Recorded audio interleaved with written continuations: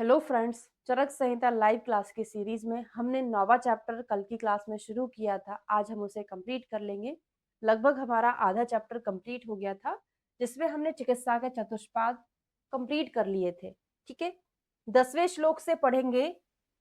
कारणम षोडश गुणम सिद्धो पाद चतुष्टयम। बोला गया है कि चिकित्सक की प्रधानता इन चतुष्पाद में क्यों होती है, किस गुण के कारण जो वैद्य होता है उसको प्रधान कहा गया है। तो चिकित्सा के चतुष्पाद षोडश गुण युक्त होते हैं। क्यों? क्योंकि सभी में चार हैं, तो सभी में चार चार क्वालिटी होती है, तो इस प्रकार से उनके टोटल गुण हो जाते हैं 16। ठीक है, इनमें विज्ञाता, शासिता और युक्ता, ये तीन क्वालिटी होती हैं किसमें? वैद्य में। इसी कारण ये प्रधान कहा गया है। तो 16 गुण से युक्त ये चिकित्सा के चार पांच चिकित्सा को सिद्धि में कारण होते हैं। इन चारों में औषधियों को जानने वाला विज्ञाता, क्योंकि अगर डॉक्टर को औषधि के बारे में नहीं पता होगा तो वो मैन कैसे कहलाएगा? मुख्य कहला ही नहीं सकता है। शासिता मतलब उसका परिचारक पर शासन करने वाला होना चाहिए। योक्ता यानी रोगी में रोगानुसार औषधि का योगों का योग करने वाला वैद्य होना चाहिए। विज्ञाता, शासिता, योक्ता, तीन क्वालिटी याद रखेंगे, क्योंकि एग्जाम में ऐसा पूछा जाता है किस गुण की वजह से जो वैद्य होता है वो प्रधान माना जाता है चतुष्पाद में। पक्तो ही कारणम पक्तिर यथा पात्र ईंधन अनला। थोड़ा सा अंडरलाइन कर लीजिए, अभी तक पूछा तो नहीं गया है पर पूछा जा सकता है कि जिस प्रकार भंडारी की पाक क्रिया में जिस प्रकार पात्र, ईंधन और अग्नि कारण होते हैं, युद्ध में विजय प्राप्ति की इच्छा से प्रवृत्त सेनापति विजय से जिस प्रकार भूमि, सेना और अस्त्र का कारण होता है, उसी प्रकार वैद्य रोग को दूर करने प्रवृत्त होता है। तो धातुओं की समता में हमें रोगी, औषध, परिचारक कारण होते, इसलिए चिकित्सा में प्रधान कारण वैद्य माना जाता है। पर बाकी लोगों की भी जरूरत पड़ती है। जैसे अभी यहाँ पर बोला, क्या बोला है कि अगर हम कोई खाना बना रहे हैं तो उसमें पात्र की जरूरत पड़ेगी, ईंधन की जरूरत पड़ेगी, है ना, द्रव्य की जरूरत पड़ेगी। तो सभी की जरूरत अपने अपने हिसाब से होती है। उसी प्रकार युद्ध में कोई विजय प्राप्त करने जा रहा है तो रथ भी, हथियार भी, सारी चीजें जरूरत पड़ती है। केवल राजा के वहां होने से कोई जीत नहीं सकता है ना। तो यहाँ पे सारी चीजों की जरूरत तो पड़ती है, पर मेन क्या है? राजा यानी वैद्य को मुख्य बताया है। फिर एक उपमा दी है कुंभकार की, बहुत इंपॉर्टेंट उपमा है। 10वें चैप्टर में भी एक मिट्टी के पात्र की, 10वें में नहीं 24 में पढ़ेंगे संन्यास के बारे में। ठीक है, तो जिस प्रकार मिट्टी आपके पास है, चक्र आपके पास है, दंड आपके पास है, पर मटका बनाने वाला कुंभ नहीं है, कुंभकार, तो मटका बनेगा क्या? नहीं बन सकता। नावहंती गुणम वैद्या ऋते पादत्रयम। इसी प्रकार पादत्रय के होने पर ऋषभ के अलावा जो तीन लोग हैं, अगर वो प्रेजेंट भी रहेंगे, अगर वैद्य नहीं रहेगा तो चिकित्सा हो ही नहीं सकता। तो उपमा कहाँ पर दी है? रेफरेंस याद रखिएगा पहला। तो दूसरा किसके लिए आया है? इतना अगर देगा, बोलेगा किसके लिए उपमा आई है तो बताना पड़ेगा, है ना। वैद्य के लिए आई है, चिकित्सा के चतुष्पाद के लिए आई है। तो जिस प्रकार मिट्टी, दंड, चक्र, सूत्र इन चारों के रहते हुए भी बिना कुंभकार के घड़ी की उत्पत्ति नहीं हो सकती, उसी प्रकार पाद त्रय के होने पर ही वैद्य के अभाव में आरोग्य की प्राप्ति नहीं होती है। डॉक्टर का प्रेजेंट होना बहुत जरूरी है। एक गंधर्व पुराण के लिए बताया है। यहाँ पर भी एक उपमा, पहले तो मिट्टी वाला हो गया, दूसरा गंधर्व पुराण वाला हो गया। गंधर्वपुर नाशम यद विकारा सुदारुणा, है ना, पाद त्रय ज्ञायो विषव जावत्र कारणम। जैसे रोगी, परिचारक, औषधि, इन तीनों पादों के रहते हुए जो भयंकर रोग गंधर्व नगर के समान शीघ्र ही नष्ट हो जाते हैं, तथा दूसरे रोग जो शीघ्र ही अपने उपाय की प्रतीक्षा करते हैं, वे रोग तीनों पादों के रहते हुए शीघ्र बढ़ जाते हैं। इन दोनों अवस्थाओं में क्रमशः ज्ञानी और अज्ञानी वैद्य ही कारण होता है। तो गंधर्व पूर्व वाला, गंधर्व पूर्व के नाश वाला जो एग्जाम्पल है वो किसके लिए आया है? ज्ञानी और अज्ञानी वैद्य के संदर्भ में। क्या बोल दिया है कि जो रोगी, परिचारक, औषध तीनों लोग हैं, जो भयंकर रोग है वो गंधर्वपुर के जैसे नष्ट हो जाता है। क्यों हो जाता है? क्योंकि वैद्य यहाँ पर, मतलब यहाँ पर वही वैद्य की महिमा का गुणगान किया है कि जिस प्रकार तीन लोग रहेंगे, है ना, तो गंधर्वपुर जैसा वो व्यक्ति नष्ट हो जाता है। उसी प्रकार एक और चीज दे दिए हैं कि अगर तीनों लोग हैं, छोटा मोटा रोग था, उसको और ज्यादा बढ़ा देते हैं ये। ठीक है, तो उपमाएं बस याद रखिएगा, 2 उपमाएं यहाँ दिए हैं और एक और दिया है, बहुत इंपॉर्टेंट है, ये भी रेफरेंस पूछा जाता है, किसके संदर्भ में है? वरम आत्मा हुतो अज्ञे ना चिकित्सा प्रवर्तिता। अपने आप को यज्ञ में समर्पित कर दो, पर मूर्ख वैद्य से ट्रीटमेंट ना कराओ। वरम आत्मा हुते यज्ञ ना चिकित्सा प्रवर्तिता, लेकिन चिकित्सा में प्रवृत्त ना हो, ये इसके लिए बताया है अयोग्य व्यक्ति से चिकित्सा कराने के संदर्भ में, कि अपनी आत्मा को अग्नि में हवन कर देना अच्छा है, किंतु अज्ञानी वैद्य से चिकित्सा कराना अच्छा नहीं है। क्वेश्चन पूछा जाएगा किसके संदर्भ में है, तो आप बताएंगे अज्ञानी वैद्य से चिकित्सा कराने के संदर्भ में है, कि रोगी अपने आप को यज्ञ में हवन कर दे पर अज्ञानी वैद्य से चिकित्सा ना कराए। अब यहाँ पे भिषक मानी, जैसे कि मैंने आपको पहले बता दिया था कि भिषक मानी का वर्णन यहाँ पर है।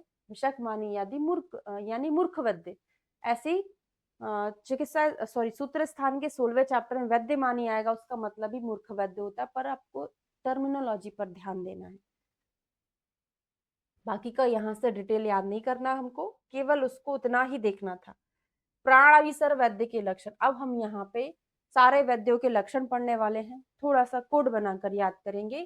प्राण धन अभिसर, अभिसर लिखें पहले, अभिसर में कितने अक्षर हैं? आ भा सा रा, 4, तो 4 प्राण अभिसर वैद्य के कितने गुण हैं? 4 हैं। प्राण अभिसर का मीनिंग होता है प्राणों को लाने वाला, यानी कि अच्छा वैद्य होता है। ठीक है, तस्मात् शास्त्रे अर्थ विज्ञानम प्रवृत्तो कर्मदर्शने भिषक चतुष्टय युक्तम प्राणाभिसर उच्यते। तो फर्स्ट हाफ में दे दिया, क्या दे दिया?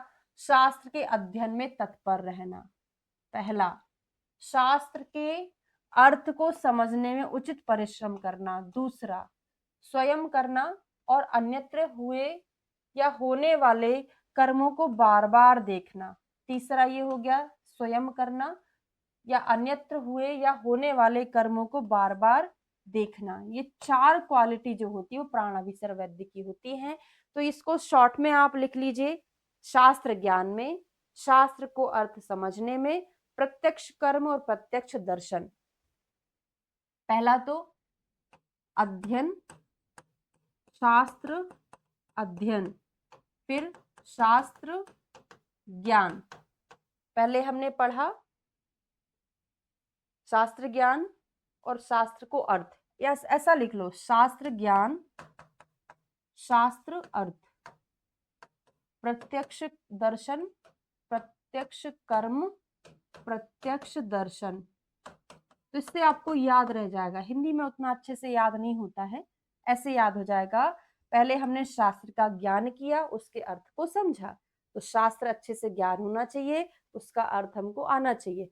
फिर हमने प्रत्यक्ष देखा, फिर हमने प्रत्यक्ष कर्म किया, तो ऐसे करके याद हो जाएगा। पहले हमने देखा फिर कर्म किया, तो याद हो जाएगा। शास्त्रे अर्थे विज्ञानम प्रवृत्तो कर्म दर्शने, प्रवृत्ति कर्म और दर्शन, 4 क्वालिटी होती है प्राणाभिसर वैद्य की।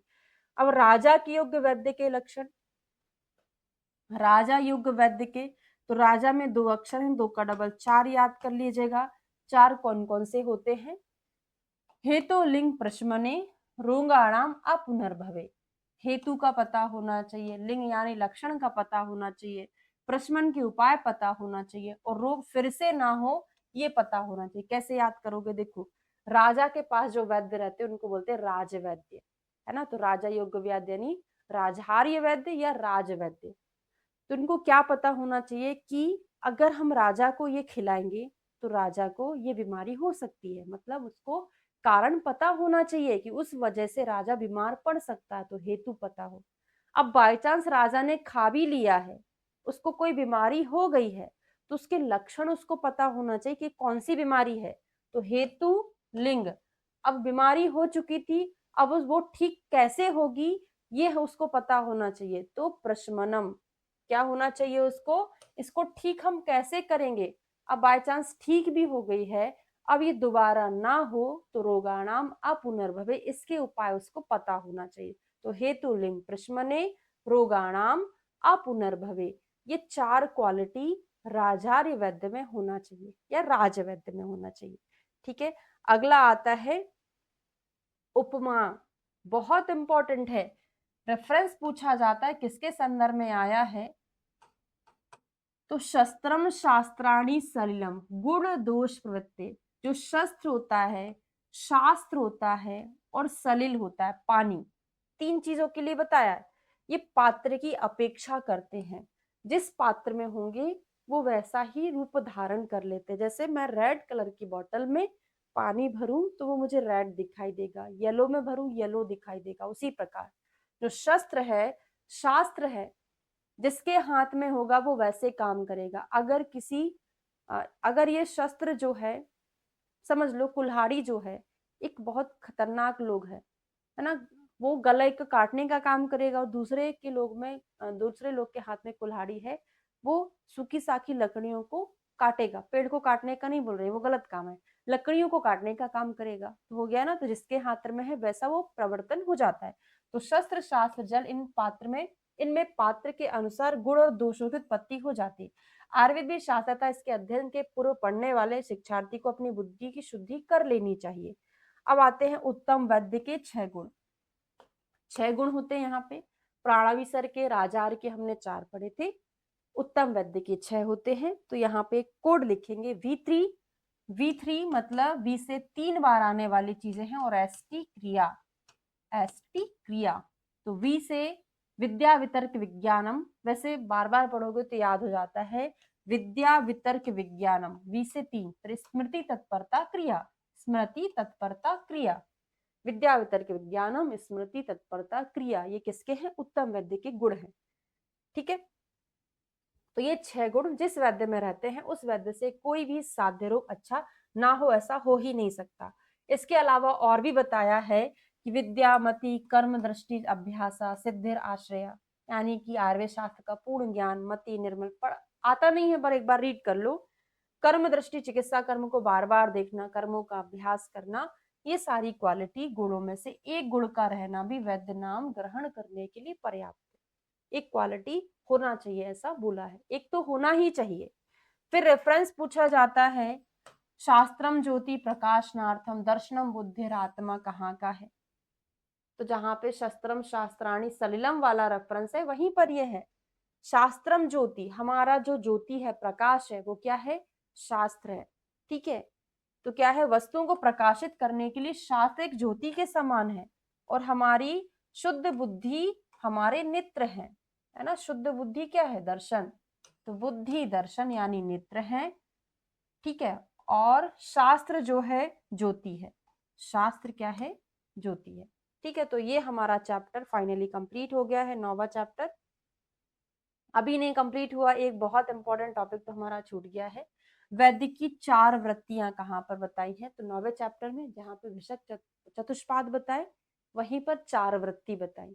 कौन कौन सी वृत्ति होती है? मैत्री, कारुण्यम आर्तेषु, सख्य प्रीति, उपेक्षणम प्रकृति स्थितेषु।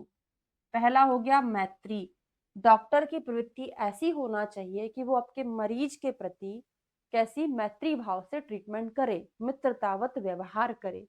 कारुण्यम आर्तेषु, करुणता दिखानी चाहिए आर्तेषु यानी रोगियों के प्रति।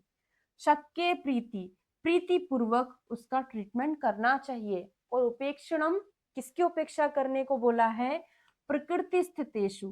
प्रकृति स्थितेषु का मतलब होता है, चरक जी ने बोला है असाध्य रोगी, और चक्रपाणी जी ने बोला है कि प्रकृतिस्थ का मतलब होता है मरण के समीप गया हुआ रोगी, का मतलब वही है, असाध्य ही है, पर टर्मिनोलॉजी अलग है। इन्होंने बोला असाध्य, इन्होंने बोला कि मरण के समीप जो चला गया है, अब दोबारा अब लौट के नहीं आ सकता, तो असाध्य हो गया।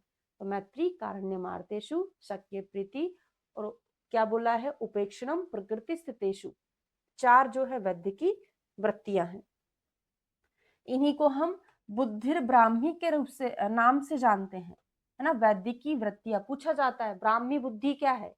बुद्धिर ब्राह्मी या ब्राह्मी बुद्धि क्या होती है? तो मैत्री, कारुण्य मार्तेषु जो है ना वैद्य की वृत्तियां, उन्हीं को हम बुद्धिर ब्राह्मी के नाम से जानते हैं। ठीक है, तो ये चैप्टर हमारा कंप्लीट हुआ।